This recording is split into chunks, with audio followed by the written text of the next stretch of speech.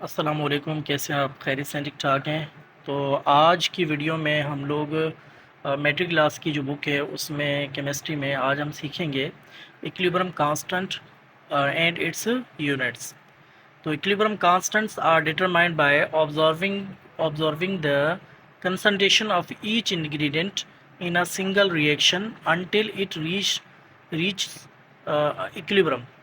यानी कि equilibrium constant को हम डिटरमाइन करते हैं, ऑब्जर्व करते हैं कंसंट्रेशन को उनके सिंगल इंग्रेडिएंट की उससे पहले कि वो पहुंच जाए इक्विलिब्रियम पोजीशन में। And then calculating its numerical value, और उसके बाद उसकी न्यूमेरिकल वैल्यू को हम लोग कैलकुलेट करते हैं कि कितना हमारे पास वैल्यू आ रही है उसके। You have to figure out the ratio of the product to the reactant concentration. हम लोगों ने एक रेशियो लेना होता है किस चीज़ का, प्रोडक्ट का रिएक्टेंट के साथ, मतलब प्रोडक्ट अपान रिएक्टेंट का रेशियो हमें लेना होता है। कह रहे it is impossible to change the given reactions equilibrium constant since concentrations are measured at equilibrium। कह रहा है ये बहुत मुश्किल हो जाता है कि कांस्टेंट की इक्विलिब्रियम को चेंज करना पोजीशन को, जब वो इक्विलिब्रियम पे पहुंच जाता है तो उसकी कंसंट्रेशन को मेजर करना मुश्किल हो जाता है। And this is true regardless of the initial concentrations. और हम इन इनिशियल कंसंट्रेशन ही को जो है ना वो यानी कि ट्रू मानते हैं, उसमें ट्रू माना जाता है। The temperature is a single factor affecting the equilibrium constant value. जो टेम्परेचर है वही एक फैक्टर है जिसकी वजह से हम लोग इक्विलिब्रियम कांस्टेंट को चेंज कर सकते हैं या इफेक्ट डाल सकते हैं। अदरवाइज़ किसी भी चीज़ से हमारे इक्विलिब्रियम पे कोई फ़र्क नहीं पड़ता। इसके बाद अगर हम बात करें तो characteristics, important characteristics of the equilibrium constant expressions are as follows, नीचे दिए हुए। आज हम समझते हैं इक्विलिब्रियम कांस्टेंट के कुछ इंपॉर्टेंट करेक्टरिस्टिक्स को। तो याद रखिएगा कि इक्विलिब्रियम कांस्टेंट जिसे हम केसी भी कहते हैं, ये एक रेशियो होता है प्रोडक्ट अपॉन रिएक्टेंट का। तो KC only works in the equilibrium. KC जो है वो काम करता है हमेशा, जब भी माना केसी माना रेशियो होता है प्रोडक्ट अपॉन रिएक्टेंट का, ये हमेशा काम करता है जब हमारा रिएक्शन इक्विलिब्रियम पोजीशन पे होता है।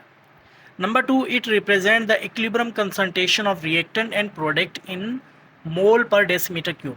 और दूसरे नंबर पर पॉइंट जो है वो ये बता रहा है कि इक्विलिब्रियम जो कंसंट्रेशन होती है इक्विलिब्रियम में, वो रिएक्टेंट और प्रोडक्ट की वो मोल पर डेसीमीटर क्यूब में ली जाती है, यानी कि उसको शो किया जाता है मोल्स पर डेसीमीटर क्यूब में। Number 3, KC is independent of the reactant and product concentration. KC जो होता है वो इंडिपेंडेंट होता है कंसंट्रेशन ऑफ रिएक्टेंट और प्रोडक्ट पे। इट मीन्स चाहे कितना भी प्रोडक्ट बनी हुई हो, चाहे कितना भी रिएक्टेंट बना हो, लेकिन जो केसी की वैल्यू होती है वो बेसिकली इंडिपेंडेंट होती है इनकी कंसंट्रेशन पे, क्योंकि वो एक ऐसी वैल्यू होती है जो कि रेशियो होता है प्रोडक्ट अपॉन रिएक्टेंट का। तो नंबर 4 जो पॉइंट है, केसी वेरीज विद टेम्परेचर। जैसे हमने ऊपर पढ़ा कि एक ही फैक्टर है जिससे केसी की वैल्यू में फ़र्क आता है, चेंज आता है। तो टेम्परेचर वेरीज विद, यानी केसी वेरीज विद टेम्परेचर, टेम्परेचर से केसी की जो वैल्यू है वो चेंज हो सकती है। ओके, नंबर 5 पॉइंट है, number 5, KC is a balanced chemical equation coefficient. KC basically जो केमिकल बैलेंस केमिकल इक्वेशन होता है उसका कोफिशेंट को माना जाता है। कह रहा है in a balance chemical equation each reactant and product has a concentration equal to its constant. के जो बैलेंस केमिकल इक्वेशन के अंदर जब हम लिखते हैं तो रिएक्टेंट की और प्रोडक्ट की कंसंट्रेशन जो होती है वो किससे ज़ाहिर की जाती है, उसके कोफिशेंट से ज़ाहिर की जाती है।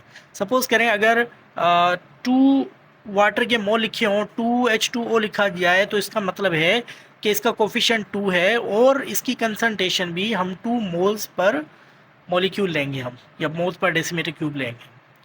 तो नंबर 6 पॉइंट आ जाता है, KC represent the equilibrium position. Yes, KC हम पहले ही जानते हैं, केसी जो है ना वो इक्विलिब्रियम पोजीशन होती है।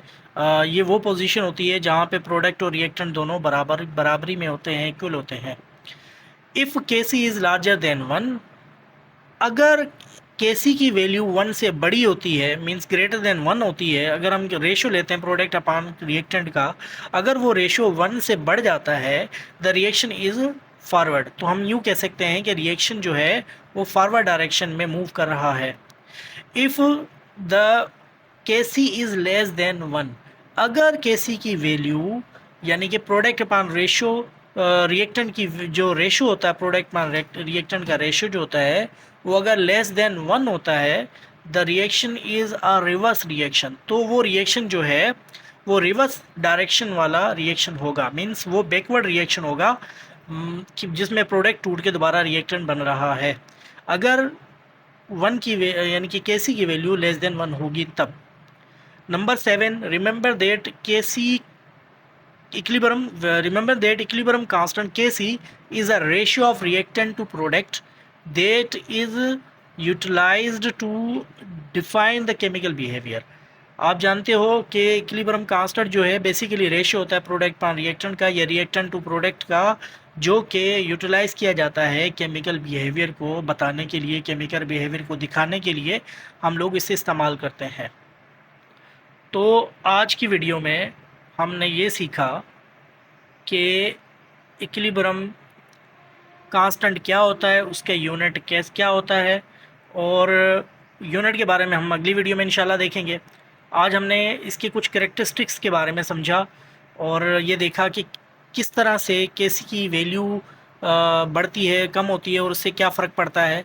और हमने 6 पॉइंट जो कि मोस्ट इम्पोर्टेंट पॉइंट है, इसमें हमने देखा कि अगर केसी की वैल्यू लार्जर देन 1 होती है तो वो रिएक्शन जो होगा वो फॉरवर्ड होगा, और अगर केसी की वैल्यू लेस देन 1 होती है तो जो रिएक्शन होगा वो रिवर्स डायरेक्शन में होगा, बैकवर्ड रिएक्शन होगा। तो इंशाल्लाह अगले जो वीडियो होगी उसमें हम इसके यूनिट के बारे में सीखेंगे कि केसी का क्या यूनिट होता है। यूनिट भी डिपेंड करता है, केसी की वैल्यू पे डिपेंड करता है, केसी के जो कंसंट्रेशन है उस पर डिपेंड करता है। तो इंशाल्लाह नेक्स्ट वीडियो में हम लोग केसी के यूनिट के बारे में सीखेंगे। थैंक यू, अल्लाह हाफिज़।